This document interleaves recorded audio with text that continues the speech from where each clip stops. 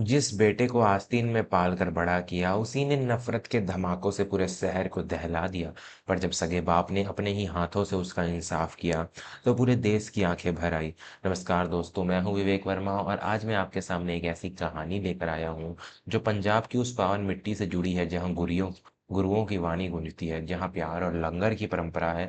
लेकिन कभी कभी इसी खुशहाल मिट्टी में नफरत के बीज बोने की कोशिश की जाती है। यह कहानी है तरन तारण के एक छोटे से गांव अमृतपुर की, जहाँ की हरियाली और शांति के पीछे एक ऐसा तूफान छिपा था जिसने एक हंसते खेलते परिवार को राख बना दिया।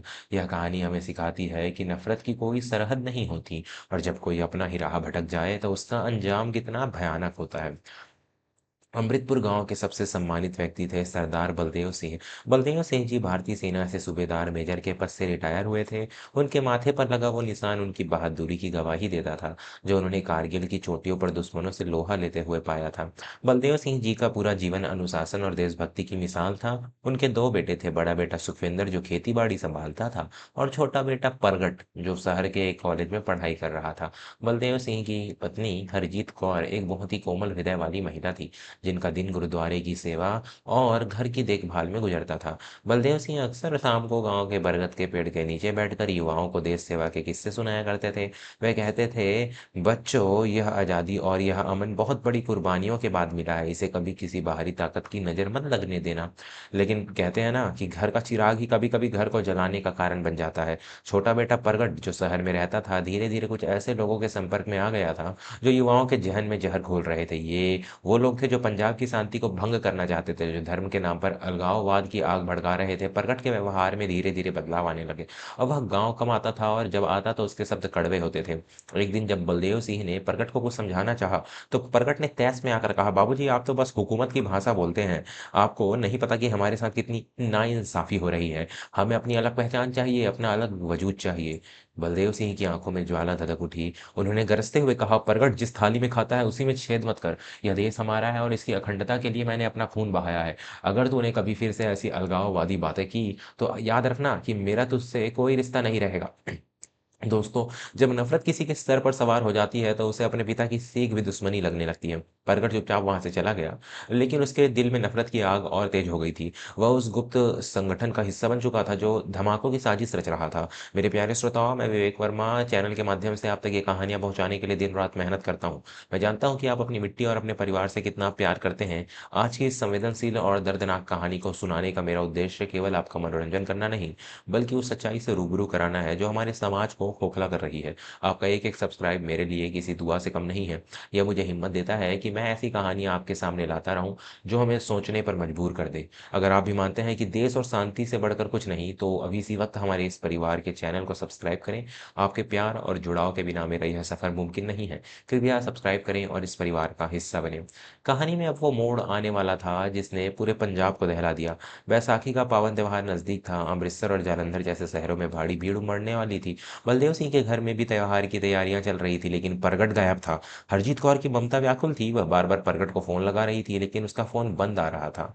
अचानक एक दोपहर को खबर आई कि अमृतसर के एक व्यस्त बाजार और जालंधर के एक बस स्टैंड पर जुड़वा धमाके हुए हैं। टीवी पर चीख पुकार मची थी। बेगुनाह लोगों के शव यहाँ वहां पड़े थे। चारों तरफ खून और बारूद की गंध थी। कुछ ही घंटों बाद एक कट्टरपंथी संगठन ने इस हमले की जिम्मेदारी ली और पंजाब की आज़ादी के नारे बुलंद किए। बलदेव सिंह टीवी के सामने पत्थर बनकर बैठे थे। उनकी आंखों के सामने वो मासूम बच्चे और बुजुर्ग घूम रहे थे जो इन धमाकों की भेंट चढ़ गए थे।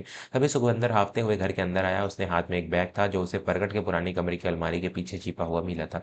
जब बलदेव सिंह ने वो बैग खोला तो उनके होश उड़ गए। उसमें कुछ नक्शे थे, कुछ जिहादी साहित्य था और प्रगट की कुछ तस्वीरें थी, उन लोगों के साथ जो इस आतंकी संगठन के मुख्य सरगना थे। बलदेव सिंह का कलेजा फट गया। उनका अपना बेटा, उनका खून उन मासूमों का कातिल था। नहीं, यह नहीं हो सकता। मेरा बेटा गद्दार नहीं हो सकता। हरजीत कौर चीख पड़ी और जमीन पर गिर गई। लेकिन बलदेव सिंह की आंखों में आंसू नहीं थे। वहां केवल एक सैनिक का दृढ़ निश्चय था। उन्होंने तुरंत अपनी पुरानी राइफल निकाली, जिसे उन्होंने हमेशा साफ करके रखा था। सुखविंदर ने उन्हें रोकना चाहा। बाबूजी, आप क्या कर रहे हैं? पुलिस को खबर कीजिए। पुलिस अपना काम करेगी सुखविंदर, लेकिन एक पिता का फर्ज आज पुलिस से बड़ा है। जिस हाथ को मैंने कलम पकड़ना सिखाया था, अगर उस हाथ में बम पकड़ा है तो उस हाथ को काटने का हक भी मेरा ही है।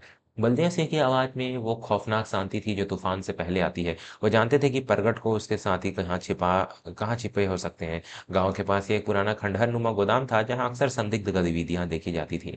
बलदेव सिंह बिना किसी को बताए अपनी साइकिल उठाकर उस तरफ निकल पड़े। जब वे वहां पहुंचे तो उन्होंने देखा कि परगट अपनी 3 साथियों के साथ बैठा था और वे अगले धमाके की योजना बना रहे थे। वे आपस में हंस रहे थे कि कैसे उन्होंने हुकूमत को हिला दिया है। परगट के चेहरे पर कोई पछतावा नहीं था, बल्कि एक अजीब सा जुनून था। बलदेव सिंह के दरवाजे पर लात मारकर प्रवेश किया। उनकी राइफल का निशाना सीधा परगट के सीने पर था। बाबूजी आप यहाँ। परगट सकपका गया। उसके साथी अपनी बंदूकें उठाने ही वाले थे कि बलदेव सिंह की आवाज गूंजी। हिलना मत वरना एक ही गोली में पार कर दूंगा। परगट तूने यह क्या किया? तूने उन लोगों को मार डाला जिनका कोई कसूर नहीं। तूने गुरुओं की इस धरती को अपवित्र कर दिया। परगट हंसा, एक ऐसी हंसी जो पागलपन से भरी थी। बाबूजी यह कुर्बानी है। आजादी ऐसे ही मिलती है, आप नहीं समझेंगे। हट जाइए रास्ते से, हमें अपना काम पूरा करने दीजिए। दोस्तों क्या आपने कभी सोचा है कि एक पिता के लिए इससे बड़ा दुख क्या होगा कि उसका अपना बेटा ही देश का दुश्मन बन जाए? बलदेव सिंह के सामने उनका बेटा खड़ा था, वही बेटा जिसे उन्होंने अपने कंधों पर बिठाकर मेला घुमाया था। लेकिन आज उस बेटे के अंदर एक शैतान बस चुका था। क्या बलदेव सिंह गोली चला पाएंगे? क्या एक पिता अपनी ममता को देश के कर्तव्य के सामने छोटा कर पाएगा? इस खौफनाक और जज्बाती मोड़ पर मैं आप सभी से गुजारिश करता हूँ कि इस कहानी की गहराई को समझे। मैं विवेक वर्मा ऐसी ही कहानियां इसलिए लाता हूँ ताकि हम समाज की बुराइयों के खिलाफ एकजुट हो सकें। आपका एक सब्सक्राइब हमें उन लोगों तक पहुंचने में मदद करेगा जो नफरत के इस रास्ते पर भटक रहे हैं। यह सिर्फ एक चैनल नहीं, यह एक आंदोलन है शांति और प्यार का। कृपया अभी सब्सक्राइब करें। आपका एक छोटा सा कदम किसी की जिंदगी बदल सकता है। अभी सब्सक्राइब करें और इस कहानी के सबसे भावुक अंत की ओर चलें। प्रगट ने अपनी जेब से एक रिमोट निकाला। देखिए बाबूजी, इस बटन को दबाते ही शहर का मुख्य अस्पताल उड़ जाएगा। अगर आप मुझे रोकना चाहते हैं तो गोली चलाइए। क्या आप अपने सगे बेटे को मार पाएंगे? बलदेव सिंह ने उंगली ट्रिगर पर कांप रही थी। उनकी आंखों के सामने प्रगट का बचपन घूमने लगा। वो नन्ही शरारतें, वो माँ की गोद में छिप जाना। लेकिन दूसरी तरफ उन्हें वो तड़पते हुए लोग दिखे जो अस्पताल में असली अपनी जिंदगी की जंग लड़ रहे थे। प्रगट तू मेरा बेटा नहीं है, तो एक बीमारी है जो इस देश को लग गई है, और एक सैनिक का काम है कि बीमारी को जड़ से खत्म करना। प्रगट ने जैसे ही रिमोट का बटन दबाने की कोशिश की, हवेली के पुराने शेर ने दहाड़ लगाई। हाँ, एक गोली चली और सीधे प्रगट के हाथ पर लगी। रिमोट दूर जा गिरा। इससे पहले कि प्रगट के साथ ही कुछ कर पाते, पुलिस की गाड़ियां वहां पहुंच गई। सुखविंदर ने समय रहते पुलिस को सूचना दे दी थी। पुलिस ने सबको घेर लिया। प्रगट जमीन पर पड़ा तड़प रहा था। बलदेव सिंह ने राइफल नीचे रखी और उसके पास गए। प्रगट की आंखों में अब डर था। बाबूजी मुझे बचा लीजिए, मुझे दर्द हो रहा है। प्रगट रोने लगा। बलदेव सिंह ने उसे गले नहीं लगाया। उन्होंने उसकी आंखों में देखकर कहा, दर्द तुझे हो रहा है उन हजारों परिवारों का क्या जिसके घर तूने उजाड़ दिए? आज से तेरा पिता मर चुका है। कानून तुझे सजा देगा और मैं ताउम्र यह बोझ ढोऊंगा कि मैंने एक गद्दार को जन्म दिया। प्रगट को गिरफ्तार कर लिया गया। कुछ दिनों बाद खबर आई कि उन धमाकों की साजिश पूरी तरह बेनकाब हो गई है। बलदेव सिंह ने खुद गवाही दी और अपने बेटे के खिलाफ सारे सबूत पुलिस को सौंप दिए। पूरे देश में बलदेव सिंह की जय जयकार हुई। लोग उन्हें सच्चा फौजी और सच्चा पिता कहने लगे। लेकिन उस घर में सन्नाटा था। हरजीत कौर ने अन्न जल त्याग दिया था। बलदेव सिंह ने अपनी सारी पेंशन उन धमाकों में मारे जा गए लोगों के परिवारों को दान कर दी। महीनों बाद गांव के गुरुद्वारे में एक अरदास हुई। बलदेव सिंह ने मत्था टेका और बाहर आए। एक छोटा बच्चा दौड़ता हुआ उनके पास आया और उनके पैर छुए। बाबा आप वही है ना जिन्होंने उस बुरे आदमी को पकड़ा था?